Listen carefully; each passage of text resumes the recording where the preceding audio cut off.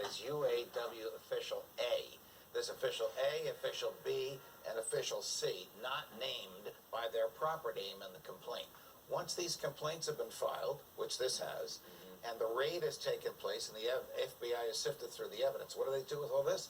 They present it to a grand jury and they seek indictments, which I suggest to you is going on even as we speak. Now, I know you're innocent until proven guilty, obviously, but at the same time, should the people who have been charged actually be negotiating in this strike? Only in a labor union situation in the United States.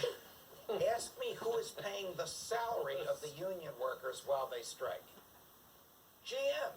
Because they have an agreement with General Motors that says... So it's not coming out of the union fund? Not yet. They don't get their full salary, but they get their base salary from General Motors. When that, depending on how long the strike is, when that stops, then they get Although paid. I have to say, it's a pittance compared to their salary. I mean, these workers are losing $1,000. We always talk about GM, how much money GM is losing, $100 million a day. That's a lot of money. But proportionally, it's much tougher for the workers to deal with $1,000 less every week. Here's the Detroit Free Press's argument, and one that you and I talked about in the wee hours this morning.